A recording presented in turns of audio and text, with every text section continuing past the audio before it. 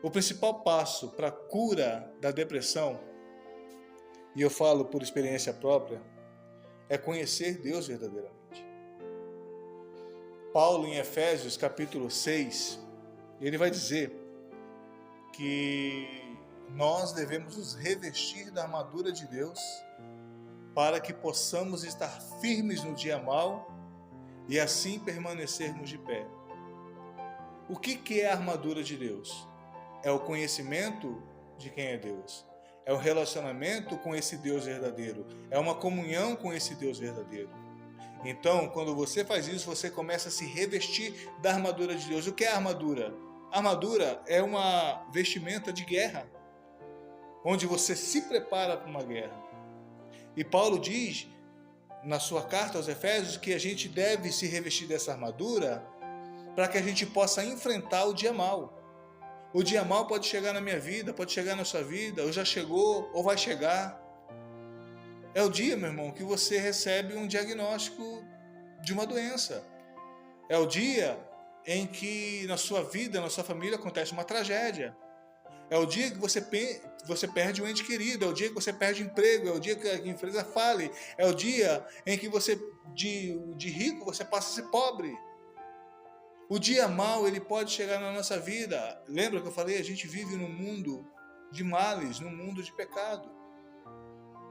Mas Paulo diz que nós podemos resistir a esse dia mau e permanecer de pé. E como que a gente resiste e permanece de pé?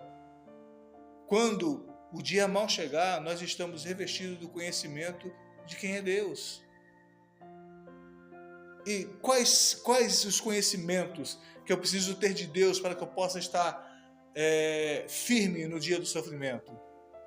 Primeiro, meu querido, primeiro de tudo, entender que Deus é um Deus onipotente, um Deus que tem todo poder. Sabe, para você fazer um teste do poder de Deus, é só você olhar para a criação, para as coisas criadas. Caramba, alguém falar que o mundo veio do nada, que o nada pegou o nada, para nada criou tudo. Isso, pelo menos na mente de um cristão, não entra. Porque você olha para o universo, para a perfeição do universo, você olha para o universo e percebe que ele tem trilhões de galáxias, bilhões de estrelas, e que existe só um planetinha numa galáxia lá no cantinho, onde existe vida, e que essa vida toda ela é protegida. Esse planeta onde nós vivemos, ele foi feito exatamente para que existisse vida dentro dele. O Sol na distância certa, a Lua na distância certa, com a sua função certa.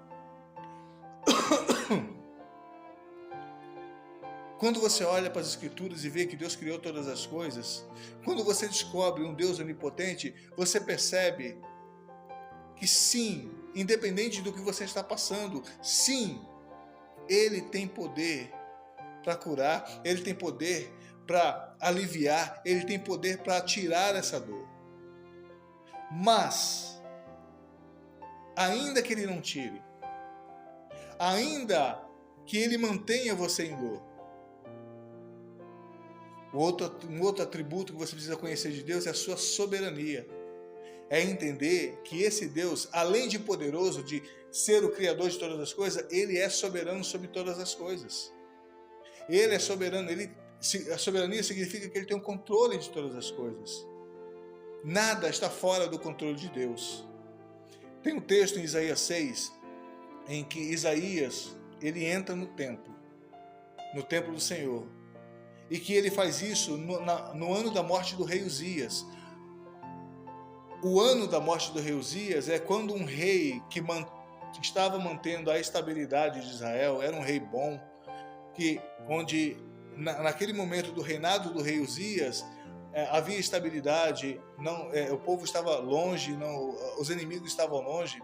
E quando o rei Uzias morre, os inimigos começam a chegar para perto, as coisas começam a desandar. Isaías, olhando a situação da cidade de Israel, a situação de Judá, ele entra no templo E quando ele entra no templo, ele vê o Senhor assentado no mais alto e sublime trono. Parecia que tudo estava descontrolado, mas quando ele entra no templo, ele vê o Senhor assentado no mais alto e sublime trono, que significa que aquele que está no sublime trono é que reina, que tem o controle de todas as coisas. Ele é soberano sobre aquilo que me acontece de bom. Ele é soberano sobre aquilo que me acontece de ruim. Eu sei que às vezes é difícil de entender, mas deixa eu explicar para você de uma forma exemplar, para que você entenda a soberania de Deus. Eu vou dar um exemplo meu. Digamos que eu esteja indo para o meu trabalho e eu caio de moto. E nesse acidente eu fico paraplégico, tetraplégico. É ruim, vai haver sofrimento, porém eu vou ter a certeza, como cristão, conhecedor do Deus da Bíblia, não um Deus que muitas vezes é pregado, que veio para entregar bênção, para te entregar o melhor dessa terra, não. Eu estou falando de um Deus verdadeiro, de um Deus da Bíblia, um Deus que é soberano sobre todas as coisas. Eu vou olhar para esse sofrimento que veio sobre minha vida e entender que não foi, que Deus não somente permitiu, Deus decretou que aquilo acontecesse, porque Ele tem o controle da minha vida, Ele é soberano sobre a minha vida, porque se Ele não for soberano e Ele não tiver o controle, quem é? O acaso? Satanás? Impossível.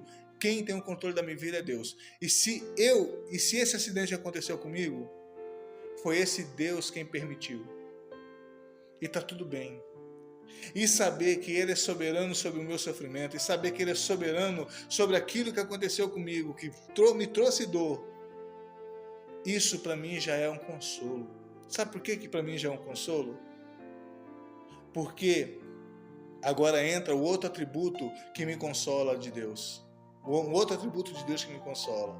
Sabe por quê? Que eu vou entender que saber que Deus é soberano sobre o meu sofrimento me tranquiliza? Por conta do amor dele. Meu irmão, eu vou entender, saber que Deus é soberano sobre o meu sofrimento me traz consolo por saber que na sua palavra, esse mesmo Deus, ele diz que os seus planos para mim não são planos de mal, e sim planos de paz. Esse mesmo Deus que que decretou o meu sofrimento, é o mesmo Deus que diz na sua palavra que a sua vontade para mim ela é boa, ela é perfeita, ela é agradável.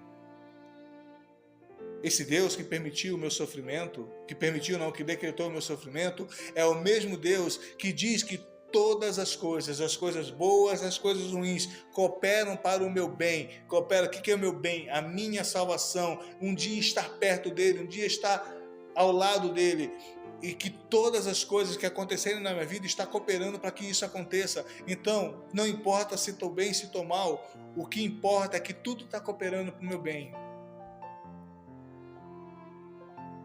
Meu irmão, o Deus que permitiu o meu sofrimento, o Deus que permitiu que eu caísse, que decretou que eu caísse de moto, ficasse paraplégico, é o mesmo Deus que me amou de tal maneira que deu seu Filho unigênito para todo aquele que nele crê não pereça, mas tenha vida eterna. É aquele que me viu em condenação por conta dos meus pecados. Eu sou um pecador e mereço o inferno. Mas esse Deus um dia olhou para mim e decidiu me perdoar. Só que Deus ele não podia simplesmente me perdoar, porque Ele é justo e Ele disse que o salário do pecado é a morte. Ele tinha que me castigar, Ele tinha que me matar, Ele tinha que me moer naquela cruz. Mas esse Deus de misericórdia, esse Deus de amor, Ele, ao invés de me moer, Ele moeu o seu Filho. A palavra do Senhor diz em Isaías 53, agradou a Deus moer o seu Filho e fazê-lo enfermar no meu lugar. Cristo foi para aquela cruz e assumiu os meus pecados. Ele foi o sacrifício vicário, o sacrifício substitutivo.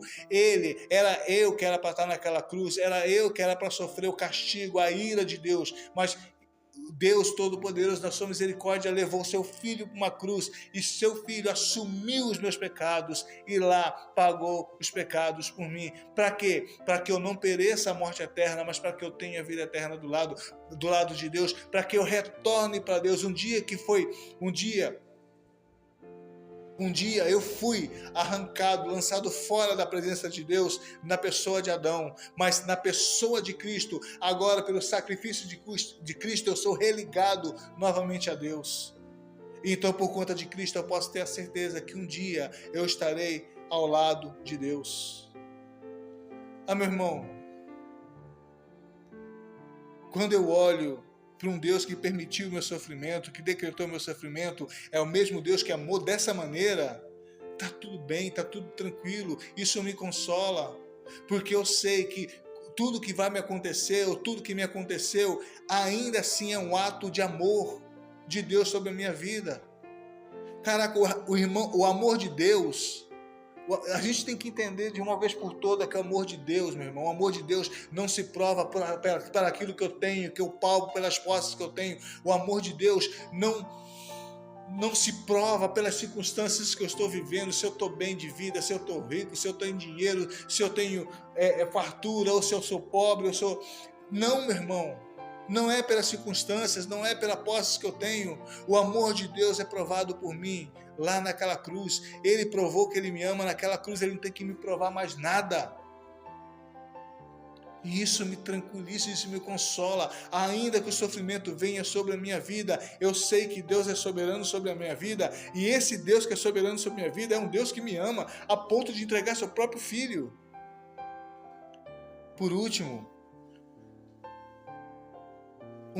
você vai conhecer nas Escrituras um Deus gracioso, que te concede graça no sofrimento. Tenta imaginar qualquer sofrimento na tua vida aí.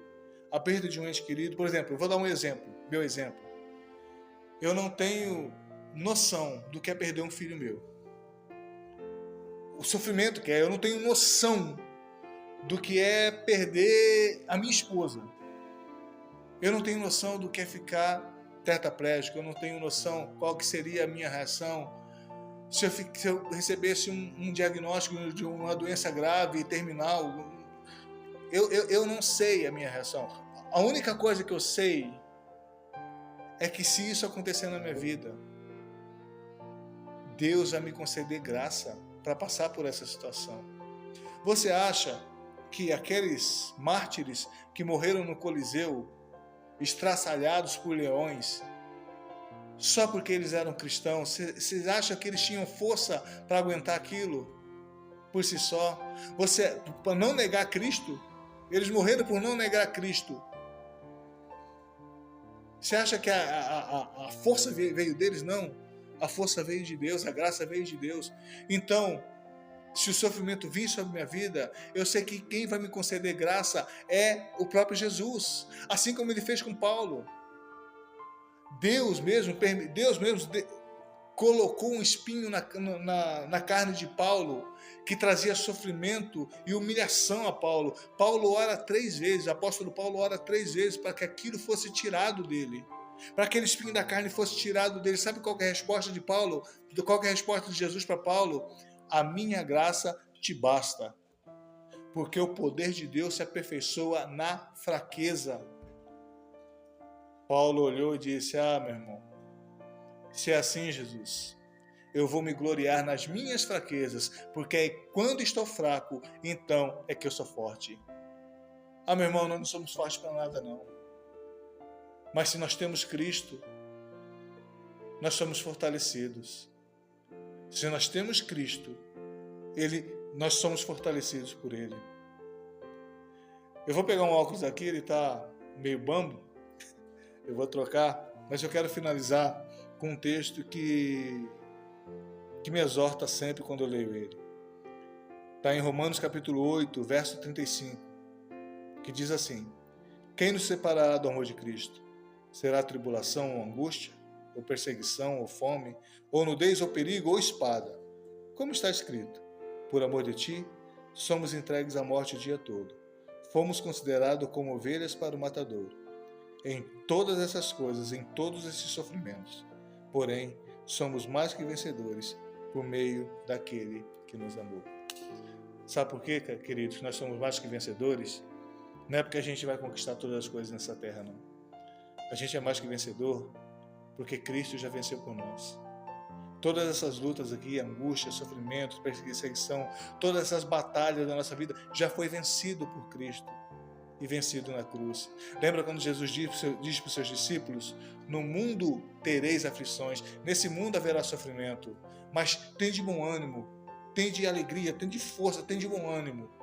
Eu venci o mundo. Cristo venceu aquilo que nos separava dele, o pecado, aquilo que nos separava de Deus. Então, nenhum sofrimento, nem potestade, nem altura, nem profundidade, nem ser nenhum, nada poderá nos separar do amor de Deus que está em Cristo Jesus. Queridos, e quando você toma conhecimento de quem é esse Deus verdadeiro, e que sim, Ele é soberano sobre sua vida, e se Ele é soberano sobre a vida, está tudo bem. Isso deve nos consolar, porque esse Deus que é soberano sobre minha vida é o mesmo Deus que me amou de tal maneira que entregou seu Filho para morrer numa cruz. Espero que essa palavra console o teu coração, fale ao teu coração, e que, cara, eu desejo do fundo do meu coração você seja curado. Eu fui curado. Hoje eu não tomo mais nenhum remédio. Eu tomo HTP, que é essas coisas mais leves, que é bem tranquilo, eu ainda tomo. Mas eu já fui curado e eu não tomo mais nenhum remédio controlado, não tomo mais nenhum tarja preta. E espero, cara, que essa palavra fale ao teu coração e que você realmente procure ajuda.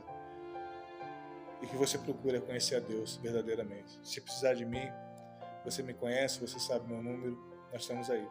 Fique com Deus. Deus abençoe a todos.